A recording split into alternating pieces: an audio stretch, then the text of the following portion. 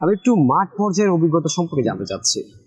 অভ্যুত্থানের সময় মাঠে সবচেয়ে বড় চ্যালেঞ্জ কি ছিল, যা আপনাকে একবারে ভিতর থেকে ভেঙে দিতে পারতো কিন্তু ভাঙতে পারেনি? ওই যে বললাম, আপনি সবচেয়ে সাহস জুগিয়েছে যে ছাত্র জনতার সাথে পাশাপাশি মা বোনরা বাসা বাড়ির থেকে আপনি যেভাবে পানি দিয়েছে, টিয়ার গ্যাসের চোখ জ্বালা পোড়া কমানোর জন্য টুথপেস্ট দিয়েছে, আপনার কাপড় ভিজিয়ে রুমাল দিয়েছে, তারপর আপনার খাবার দিয়েছে। এই যে উৎসাহ প্রতিটা পরিবার থেকে, প্রতিটা ফ্ল্যাট থেকে, উপর থেকে সবাই যার যার অবস্থান থেকে সতর্কতা করেছে, খাবার দিয়েছে, তারপর সবাইকে সেফ সাইডে থাকার জন্য নির্দেশ দিয়েছে। উপর থেকে তো অনেক কিছু দেখা যেত। আমাদের তো ওইখানে অনেক গণবসতি, রামপুরা, হাজিপাড়া, চৌধুরীপাড়া, বিভিন্ন অলিগলির থেকে আমরা যখন বেরিয়েছি তখন আগের থেকে ওই ছাদের থেকে অনেক আপারা নিষেধ করেছে এই মুহূর্তে যেও না, অনেক পুলিশ আর্মি আছে।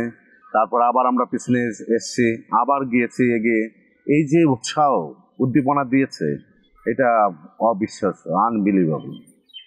আমি তাদের কাছে কৃতজ্ঞ। সাথে সাথে প্রবাসী যারা ছিলেন তারাও বাইরে থেকে ফোন করে উৎসাহ দিয়েছেন।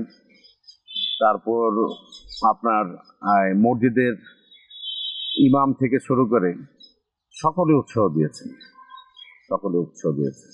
এই যে গণ-অভ্যুত্থানের সেই সময় কিন্তু দেশে একটা ভয়াবহ পরিস্থিতি ছিল, পুলিশ গুলিবর্ষণ করছিল, র্যাব উপর থেকে গুলি ছুটছিল, এতে কিন্তু অনেক শিশুরা আহত নিহত হয়েছেন, গুলিবিদ্ধ হয়েছেন।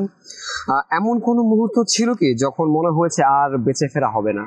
অবশ্যই, মানে এটা তো যখন 19 তারিখ, 18 তারিখ, 19 তারিখ আমি কারফিউ ভেঙে মিছিল করলাম আমার নেতৃত্বে রামপুরার রাস্তায়, তার সাথে সাথেই ঘন্টাখানিক পরে আওয়ামী পুলিশ, যুবলীগ, ছাত্রলীগ আমার বাসায় 3 দফা আমাকে খুঁজলো, গুলি করলো।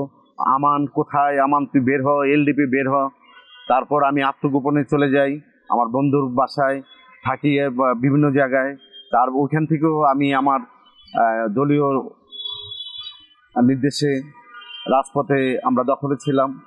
তারপর আমি ঘটনাচক্রে যখন 2 তারিখে অ্যারেস্ট হয়ে গেলাম, যুবলীগ ছাত্রলীগরা আমাকে অ্যারেস্ট করে হাতিঝিল থানায় নিয়ে গেল, তখন আমি ভেঙে পড়িনি। কারণ আমার বিশ্বাস ছিল এই দেশের মানুষ এই হাসিনা স্বৈরাচারের পতন ঘটিয়ে আমাদেরকে মুক্ত করবে। তারপর তো 3 তারিখ কেন্দ্রীয় কারাগার, 4 তারিখ কেন্দ্রীয় কারাগার, 5 তারিখে যখন খবর এলো আমি তখন কেন্দ্রীয় কারাগারে, বাংলাদেশের বিভিন্ন রাজনৈতিক দলের সব নেতারাও ছিলেন ওইখানে বন্দি অবস্থায়। তারপর ঠিক 2:05 বা 2:30 আমরা যখন সবাই একসাথে চিৎকার করে উঠলো কি হয়েছে, যে হাসিনা পালিয়েছে। এই যে আনন্দ জেলখানার ভিতরে, এই আনন্দ আপনাকে বলে বোঝাতে পারবো না। যে আমরা মনে হয়েছে যে নতুন করে একটি দেশ আমরা আবার গড়তে যাব, আমরা পেয়েছি।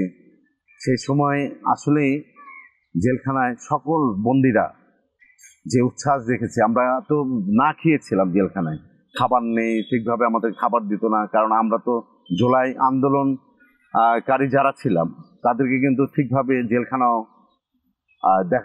দেখাশোনা করেনি, খাবার দেয়নি, খোঁজ খবরও নেয়নি। তারপর তো আমরা বের হলাম 5 তারিখ, 6 তারিখ মুক্তি পেলাম। মুক্তি পাওয়ার পরে আমরা খোঁজ খবর নিলাম, দলীয় অনেক নেতাকর্মী আহত হয়েছে, আমাদের 4 জন নিহত হয়েছে, তাদের পরিবারের খোঁজ খবর নিলাম। আহতদেরকে মেডিকেলে গেলাম, আহতদেরকে চিকিৎসা করার জন্য আমার নেতার নির্দেশে ওই ব্যস্তই ছিলাম অগস্ট মাস, সেপ্টেম্বর মাস। তারপর আমরা চিন্তা করলাম যে নতুন বাংলাদেশ গঠন করার জন্য সবাই একসাথে মিলে কাজ করব। এই উদ্দেশ্যে কিন্তু আমরা এখনো অটল আছি। আশা করছি ইনশাল্লাহ ভালো একটি দেশ আমরা গঠন করতে পারব।